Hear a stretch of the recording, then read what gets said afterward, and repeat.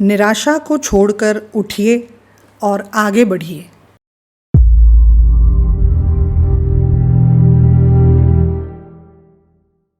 अनेक लोग एक छोटी सी अप्रिय घटना, साधारण सी असफलता और नगण्य सी हानि से व्यग्र हो उठते हैं और यहाँ तक व्याकुल हो उठते हैं कि जीवन का अंत ही कर देने की सोचते हैं। और यदि ऐसा नहीं भी करते तो भविष्य की सारी आकांक्षाओं को छोड़कर एक हारे हुए सिपाही की भांति हथियार डालकर अपने से ही विरक्त होकर निकम्मी जिंदगी अपना लेते हैं। यह भी आत्महत्या का ही एक रूप है।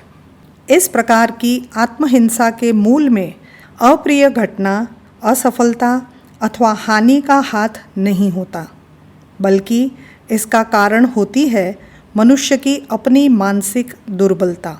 हानियाँ तथा अप्रियताएं तो आकर चली जाती है, वे जीवन में ठहरती तो है नहीं, किंतु दुर्बल मना व्यक्ति उनकी छाया पकड़कर बैठ जाता है और अपनी चिंता का सहारा उन्हें वर्तमान किए रहता है।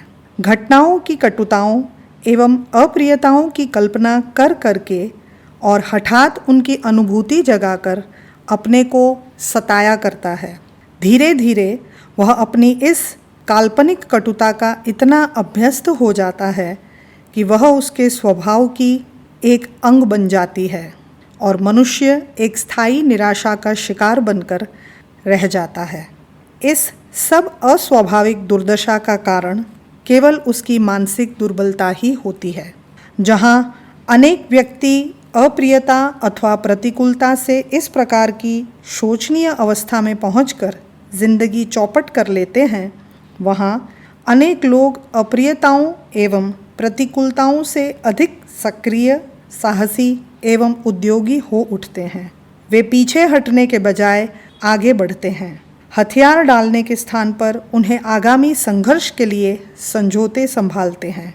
वे संसार को आंख खोलकर देखते हैं और अपने से कहते हैं, इस दुनिया में ऐसा कौन है जो जीवन में सदा सफल ही होता रहा है, जिसके सम्मुख कभी अप्रियताएं अथवा प्रतिकूलताएं आई ही न हो। किंतु कितने लोग निराश, हताश, निरुत्साह अथवा हे हिम्मत होकर बैठे रहते हैं। यदि ऐसा रहा होता तो इस संसार में न तो कोई उद्योग करता दिखाई देता और न हंसता बोलता। सारा जन समुदाय निराशा के अंधकार से भरा केवल उदास और आंसू बहाता ही दिखाई देता। वे खोज खोज कर कर्मवीरों के उदाहरण अपने सामने रखते हैं। ऐसे लोगों पर अपनी दृष्टि डालते हैं जो जीवन में अनेक बार गिरकर उठे होते हैं। वे असफलता की कटु कल्पनाएं नहीं, भविष्य की सफलताओं की आराधना किया करते हैं। उनके इस मनोहर दृष्टिकोण का कारण उनका मानसिक बल तथा आत्मविश्वास ही होता है। कोई भी मनस्वी व्यक्ति कभी निराश नहीं होता, क्योंकि वह जानता है कि निराशा एक गहन अंधकार है जो मनुष्य को इस हद तक अंधा बना देता है कि आगे का मार्ग, भविष्य की संभावनाएं तो दूर, उसे अपने हाथ पैर तक नहीं दिखाई देते। निराशा एक डरावनी मनस्थिति है, चिंता को जन्म देने वाली पिशाचिनी है। शंका, आशंका और विवशता के बंधन निराशा से ही उत्पन्न होते हैं। निराशा को आगे रखने से मनुष्य के हृदय में निवास करने वाली महान शक्तियाँ सामने नहीं आ पाती। निराश अपने सहायकों और यहाँ तक सारे संसार के प्रति अविश्वास पैदा कर देती है। निराशा अपने सहायों को और यहाँ तक सारे संसार के प्रति अविश्वास पैदा कर देती है। निराशा का साथ मनुष्य को सब ओर से अनाथ करके हे और हीन वृत्ति बना देता है। इस प्रकार की विवेक बुद्धि रखने वाले मनस्वी लोग निराशा को पाप की तरह घृणित तथा अग्राह्य समझकर पास नहीं फटकने देते। वे सदैव आशा की आराधना किया करते हैं, उद्योगों का सहारा लिया करते हैं। उन्हें पता रहता है कि आशा की आलोकमयी शीतल किरणों में संजीवनी शक्ति रहा करती है। आशा का आलोक मानसिक अंधकार को दूर करके, व्याकुल एवं अशांत चित्त को संयत करके संभावनाएं प्रदान किया करता है। आशा की एक नन्ही सी किरण निराशा के घोरतम अंधेरे को नष्ट करके मनुष्य के हारते मन में हिम्मत, आत्मविश्वास तथा नया उल्लास उत्पन्न किया करती है। वह मनुष्य को आगे बढ़ने, संघर्ष करने तथा अपना हारा दांव जीत लेने की प्रेरणा दिया करती है। आशा ईश्वरीय कुमुख की अग्रदूती और निराशा मृत्यु की संदेशवाहिका हुआ करती है। इस शाश्वत सत्य के आधार पर कोई बुद्धिमान, विवेकशील तथा मनस्वी व्यक्ति आशा का साथ छोड़कर कभी निराश नहीं होता। असफलता अथवा अप्रियता से प्रभावित होकर आत्महिंसा करने वाले निसंदेह संसार के सबसे बड़े मूर्ख हुआ करते हैं। इस अनैतिक कार्य के पीछे उनकी आत्मग्लानि, आत्मभर्त्सना, मानसिक उत्तेजना तथा अंतर्द्वंद्वों का ही हाथ रहता है, जिनको जन्म देने वाली उनकी कुकल्पनाएं तथा निरर्थक चिंताएं ही होती हैं। यह सारे विकार अस्वस्थ मन के ही विकार हुआ करते हैं। सबल मन वाले लोग परिस्थितियों की छाती पर पैर रोपकर उन्हें अपने अनुकूल बनाने के लिए विवश कर लिया करते हैं। वे कभी कल्पित भय तथा अनागत असंभावनाओं के प्रति पहले से ही आत्मसमर्पण करने की कायरता नहीं करते। उनका विश्वास परिस्थितियों से लोहा लेते हुए जीतने में होता है। यों ही बिना दो हाथ किए हारने अथवा आत्महिंसा करने में नहीं होता। संसार में ऐसे असंख्यों उदाहरण भरे पड़े हैं कि लोग एक बार क्या 100 बार असफल होकर 1000 बार गिरकर उठे और आगे बढ़े हैं और अंततः उन्होंने अपना लक्ष्य पाया है, अपना स्थान बनाया है। इसके विपरीत एक भी ऐसा उदाहरण नहीं मिलेगा कि वह व्यक्ति जो एक बार असफल होकर निराश होकर बैठा रहा हो और फिर वह कभी भी जीवन में उठ पाया हो अथवा आगे बढ़ पाया हो। ध्येय मार्ग में असफलता आने पर निराश होकर बैठे रहने वाले व्यक्ति वास्तव में ध्येय के धनी नहीं होते। वे केवल सफलताओं के ही ग्राहक होते हैं। लगनशील व्यक्ति अपने मार्ग में असफलता का अवरोध देखकर और अधिक हिम्मत तथा उत्साह से आगे बढ़ता है, क्योंकि उसे अपने लक्ष्य, अपने ध्येय से सच्चा प्रेम होता है। मार्ग की असफलता उसके हृदय में अपने लक्ष्य के प्रति और भी अधिक प्रियता, उत्सुकता तथा आकर्षण बढ़ा देती है। कठिनाइयों एवं कठोरताओं के मार्ग पर चलकर पाया हुआ लक्ष्य ही वास्तविक श्रेय एवं आत्मसंतोष दिया करता है। परीक्षा में फेल होकर, व्यापार में हानि होने अथवा उद्योग में असफल हो जाने से बहुधा लोग निराश होकर बैठ जाते हैं और व्यर्थ के ऊहापोह में फंसकर जीवन के प्रति विश्वास खो देते हैं। वे सोचने लगते हैं कि अब वे जिंदगी में कभी तरक्की नहीं कर सकते। समाज से उनका मान उठ जाएगा। हर ओर उन्हें लांछना एवं तिरस्कार का लक्ष्य बनना पड़ेगा। लोग उन्हें नीची नज़र से देखेंगे, उन पर हंसेंगे, व्यंग करेंगे। इस प्रकार अवहेलना एवं अवमानना के ताप से जन्मी हुई उनकी जिंदगी दूभर हो जाएगी। इससे अच्छा है कि वे किसी एकांत कोने में अपना मुंह छिपाकर पड़े रहें अथवा इस त्रासपूर्ण जीवन का अंत कर डालें। वास्तव में यह कितनी मूर्खतापूर्ण विचार पद्धति है। वे ऐसे विद्यार्थियों एवं व्यक्तियों की ओर दृष्टि क्यों नहीं डालते जो एक वर्ष परीक्षा में फेल होकर अधिक उत्साह से अध्ययन में लगें और अगले वर्ष अच्छी श्रेणी में उत्तीर्ण होकर समाज में प्रशंसा के पात्र बने।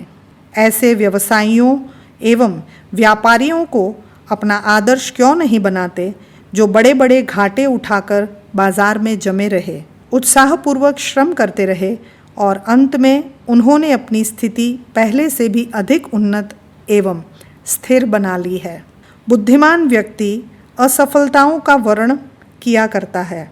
यदि असफलताओं, कठिनाइयों तथा हानियों से इस प्रकार हिम्मत हार कर निराश हो जाया जाए तो संसार की सारी सक्रियता ही नष्ट हो जाए, किंतु ऐसा होता कभी नहीं। हजारों लाखों लोग नित्य असफल होकर सफलताओं के लिए संघर्ष करते और आगे बढ़ते रहेंगे कोई इक्के दुक्के ही मानस रोगी और पुरुषार्थहीन व्यक्ति असफलताओं से हारकर मैदान छोड़ते और कायरता का कलंक लेते रहेंगे। कोई भी मनुष्य संसार में कुछ भी लेकर पैदा नहीं होता है। जन्म के समय उसकी बंद मुट्ठियों में कुछ भी नहीं होता।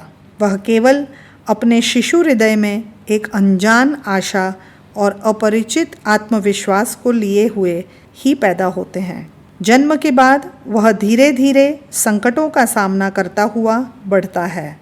बड़ा होकर पढ़ता लिखता और संसार समर में उतरता है। जन्म के समय कुछ भी न लाया हुआ मनुष्य अपने उद्योग एवं आशा के बल पर बड़ी से बड़ी विभूतियाँ प्राप्त कर लेता है और अंत में उन्हें यही छोड़कर चला जाता है। वह न कुछ लाता है और न ले जाता है।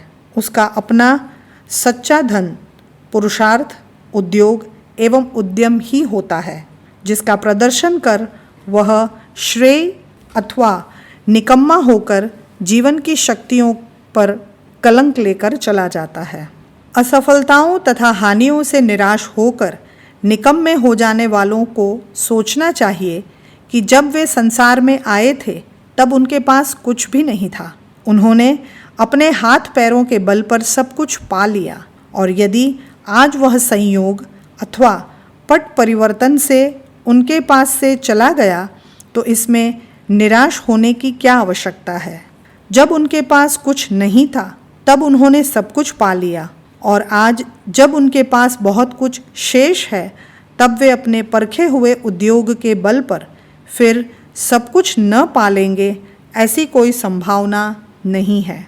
बस इसके लिए आशा की ज्योति जगाने तथा अपने में विश्वास करने मात्र की आवश्यकता है। उठिए और आत्मविश्वास के साथ अपने उद्योग में लगिए। आप अवश्य सफल एवं सौभाग्यशाली बनेंगे। यदि कोई संकट आप पर आ गया है, आपको उससे छुटकारा पाना है, वह आपसे आप तो चला नहीं जाएगा। उसे दूर करने के लिए तो उद्योग करना ही होगा। यदि आप निरुद्योगी होकर बैठे रहते हैं तो इसका अर्थ यह होगा कि आप अपने संकट को दूर ही नहीं करना चाहते। आप उद्योग की कठिनाई की अपेक्षा संकट का त्रास अधिक पसंद करते हैं। आप जानबूझकर अमूल्य मानव जीवन को नष्ट कर देना चाहते हैं।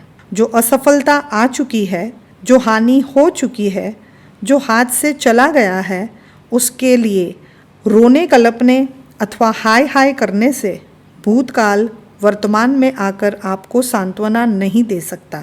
इसके लिए तो आपको भविष्य की संभावनाओं की ओर ही देखना होगा। उसके लिए आत्मविश्वास के साथ पुरुषार्थ करना होगा। यदि आप अपनी असफलता अथवा हानि से व्यग्र हैं तो अब बहुत हो चुका।